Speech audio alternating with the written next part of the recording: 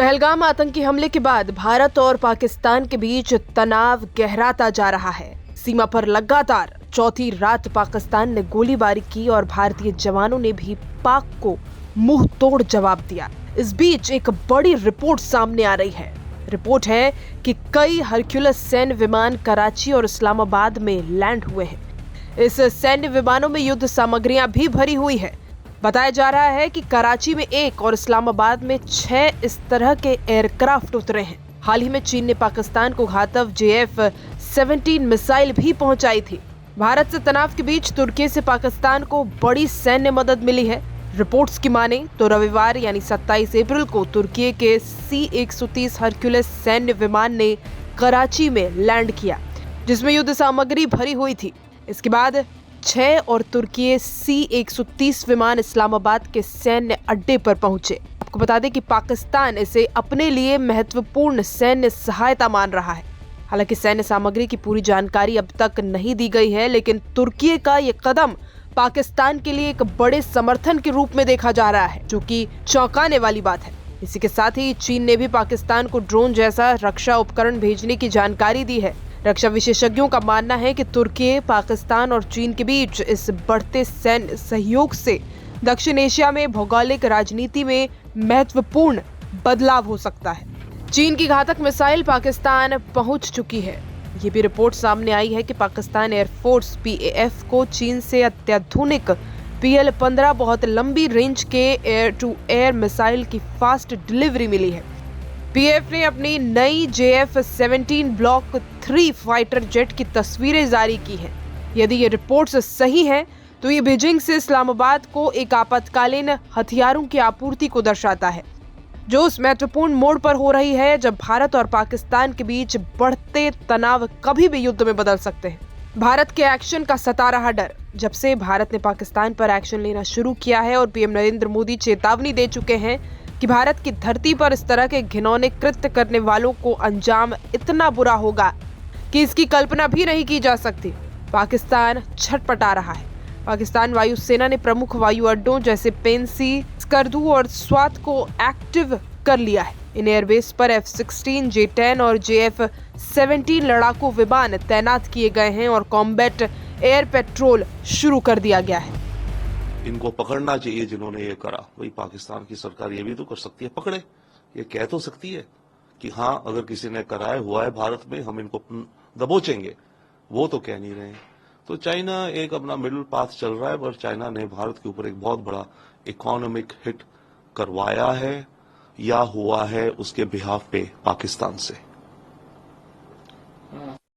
पहलगाम में जो आतंकी हमला हुआ उसके बाद उसकी सेना और सुरक्षा एजेंसियों के खिलाफ भड़काऊ और सांप्रदायिक रूप से सामग्री जो चैनलों पर चल रही थी, झूठे प्रचार चल रहे थे, गलत सूचना प्रसारित की जा रही थी, ऐसे पाकिस्तान के YouTube चैनल थे जो कर रहे थे ऐसे 16 पाकिस्तानी YouTube चैनल पर पूरी तरीके से प्रतिबंध लगा दिया है। तो क्या एक्शन या फिर पाकिस्तान की ओर से क्या कदम उठाया जा सकता है?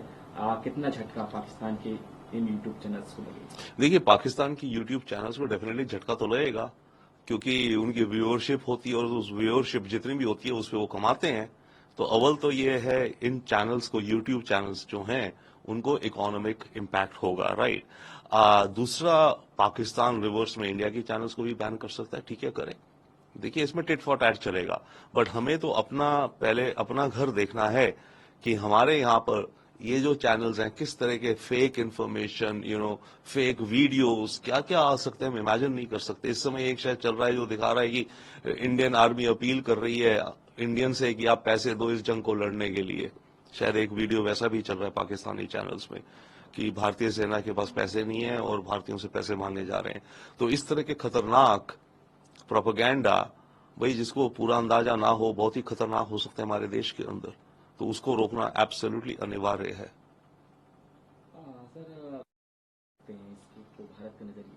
देखिए, राफेल M भारत को बहुत ही क्लियरली मदद करेगा पाकिस्तान के खिलाफ और चाइना के खिलाफ।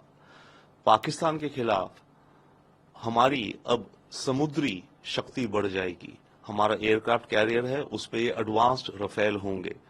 ये राफेल हमारे जो मिक्स थे उससे आप मानिए दुगना पावरफुल है, रेंज, पावर, वेपन्स ले जाना। पाकिस्तान के पास कोई एयरक्राफ्ट कैरियर नहीं है, कोई एविएशन एरोस्पेस नहीं है।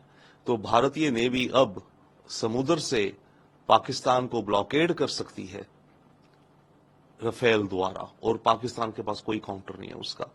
दूसरा, उधर चाइना की तरफ, यस, चाइना के एयरक्राफ्ट कैरियर हैं और उनमें उनके अपने एयरक्राफ्ट हैं J-15, परंतु वो जो एयरक्राफ्ट है वो भारी है, वो लंबा नहीं उड़ सकता इतना। राफेल करीब 10 टन का है और चाइना का जो एयरक्राफ्ट है मैरीटाइम वो करीब 15 टन का है। तो राफेल तेजी से और दूर से इसका रडार पकड़ सकता है। तो चाइना का जो एयरक्राफ्ट कैरियर की कैपेबिलिटी है उसके निस्बत हमारे राफेल की ज्यादा है। तो जब तक उनका वो J-15 उड़ेगा या जैसे उड़ रहा होगा, हमारा राफेल दूर से उसको भांप कर उसको उड़ा देगा। तो फर्स्ट स्ट्राइक कैपेबिलिटी आ गई है हमारे पास, ये बहुत बड़ी बात है। सर, लगातार देखा जा रहा है कुछ जिलों के विपरीत क्षेत्रों में निरंतर रेखा के पास हथियारों से गोलीबारी की, और ये कंटिन्यू की जा रही है गोलीबारी LOC पर। किस तरीके से देखते, क्या इनके मंसूबे हो सकते हैं करने के पीछे? देखिए, इसके पीछे दो मंसूबे तो क्लियर दिखते हैं। एक तो ये भी हो सकता है कि फायरिंग करी जा रही है और उसकी आड़ में आतंकियों को भारत में भेजा जा रहा है, एक अहम वो बात होती है। दूसरा ये है कि साइकोलॉजिकल अपने देश के अंदर वो ये रिपोर्ट दे रहे होंगे ना कि देखो इंडिया हम पे अटैक कर रही है LOC पे, वो ये थोड़ी कहेंगे कि हम कर रहे हैं। तो उनकी खबरें तो ये चलाएंगे ना आम आदमी के लिए कि इंडिया के सोल्जर्स हमारे LOC से हम पे, हमारे विलेजेस पे अटैक कर रहे हैं और हम देखो लड़ रहे हैं, पाकिस्तान आर्मी आपके लिए लड़ रही है, खतरा इतना बड़ा है, भारत पगला गया है हमारे अगेंस्ट, पानी बंद कर दिया है। तो ये सारा नैरेटिव वो अपने देश के अंदर चलाने के लिए कर रहे हैं ताकि वो पाकिस्तान की आवाम को डरा करके अपनी मिलिट्री के पीछे रखे। This deal is really a game changer for India in its maritime affairs. Our Indian Navy now, see, we had the MiGs, which were old, getting accidents, etc. Now we have a jet, which the NATO forces use. The French use it in their Navy, right? And with our aircraft carrier, these aircrafts you can do an economic blockade of Pakistan. Pakistan has no counter to this. That is one. So it gives us a huge conventional edge over Pakistan, both on the air due to the existing Rafales and in the sea. Secondly, with respect to China, China's aircraft carriers have an aircraft known as, I think, the Big Shark. Okay, that is a 15-ton aircraft. That's heavy. A Rafale is around 10 tons. The Chinese aircraft has a smaller range. The radar of Rafale is more advanced. So if it comes to a Rafale M versus the Chinese, the Rafale M will be able to hit the Chinese aircraft before the Chinese aircraft even can get to act. So that's a huge advantage for India with respect to the Chinese air power on that theater. Sir, Pakistan across the line of control in the areas of opposite Kupwara and Pooch district. India troops responded swiftly and effectively. What is the motive of Pakistan with the attack? The motive of Pakistan, I think, to escalate the small arms fire across the LAC is twofold at least. One fold is that in the cover of these fire, they can attempt to send in and sneak in more terrorists into India. So that is one, the cover. The second is to create a propaganda within their own country that, look here, India is firing on us and therefore we are firing back. And therefore our nation is such big danger. And here they have even shut down our water, or they're threatening to shut down water.